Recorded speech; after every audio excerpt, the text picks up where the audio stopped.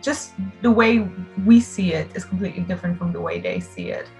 And just my belief in the European Union, the European values, is what made me become an activist.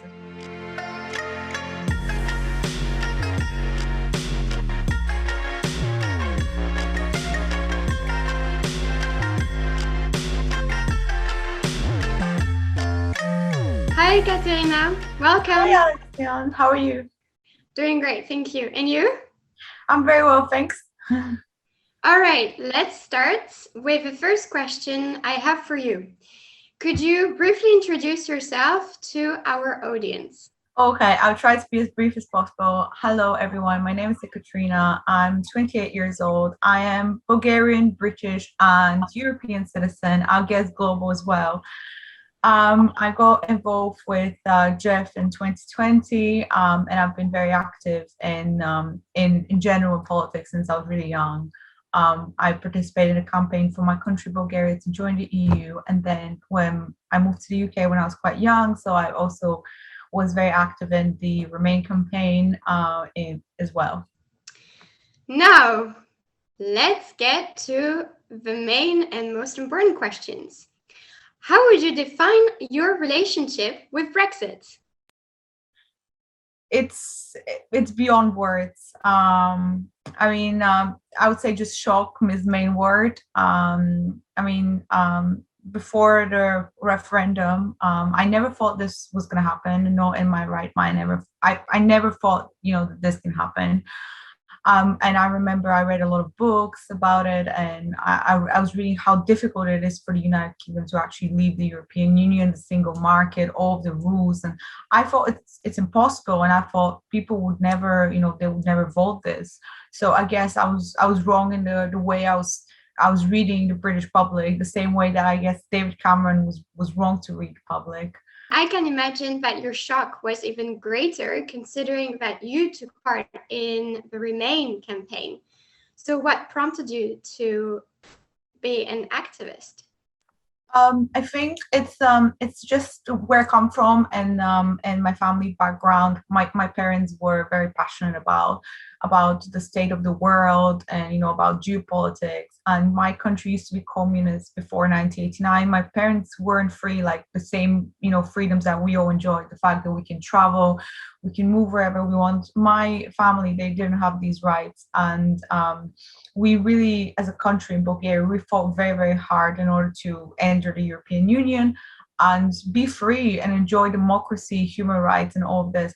And I'm very passionate about the European Union because it brought peace to Europe, it brought prosperity to Europe, it brought unbelievable freedom and the fact that we're the greatest, the freest continent in the world. So I always stood firmly for the EU, for what it brought, for the values it stands for. And we joined the EU in 2007. And it was the most joyous moment in our history. We've entered a big family of Europe. So when the UK started to have this discourse against Europe, I was very amazed. I was shocked, to be honest, because the way we would see Europe and Eastern Europe is completely different from the way that kind of people who are for Brexit would see the European Union. We would see it as a force of good. They would see it as a force of bureaucracy, and they would just the way we see it is completely different from the way they see it. And just my belief in the European Union, the European values, is what made me become an activist. The UK voted Brexit, and you wrote an article about it. You wrote an article about your shock, and you wrote an article about your struggle to get the UK citizenship and to be able to remain in the UK without having to take the burden of asking for a visa, for instance. What prompted you to write such an article? I wanted to share my experience with everyone because I'm sure that a lot of people out there will have the same experience as I do. And I wanted to help people and inform them and make them aware about the bureaucracy of applying for British citizenship. So I just really want to help people. And when I was applying for citizenship, it was a very, very tremendously difficult process, very bureaucratic. So I knew that there were going to be people after me who were going to apply. So I really wanted to help them. That prompted me because there was no one to help me. when I was doing it. There was only one Facebook group, which was about European citizens supporting each other in the UK. So I give credit to these people. They really helped me. Sometimes I ask them questions, but I wish there was some sort of a guide, there was some sort of a easy, busy, like text that was going to tell me how to apply for citizenship. So that's what I wanted to do. I just wanted to help people. Almost like a to-do list. All right, we are heading to the last two questions. Very briefly, now that you live in the UK, what is the major challenge you noticed for the UK in a post-Brexit context? I think when UK joined the EU in 1973, it was a different world from the world we live in 2021. We have new powers in the world like China, like Russia, and they're very powerful. And, it's a kind of different geopolitical context from the Cold War. So there are a lot of big, powerful countries, and the UK will be, I'd say, more alone in this unpredictable environment, because at least during the Cold War, you knew that there were two competing blocks between East and the West, while right now it's a bit more complicated than what it was in 1973.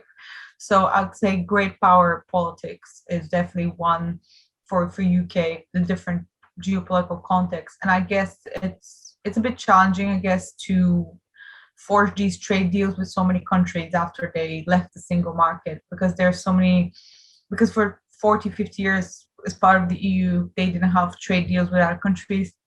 So they have to really forge these deals on their own. And that is quite challenging to, negotiate with each country in the world individually. Right. You mentioned that you wrote notably the article for the others. So let's take on this dimension. What would you say to other Europeans? Stay united, believe in Europe. That's what I would say mainly. But you mean what I would say to them in terms of the citizenship? You summarized perfectly. Stay united, believe in Europe. That's your key message. So thank you very much, Ekaterina.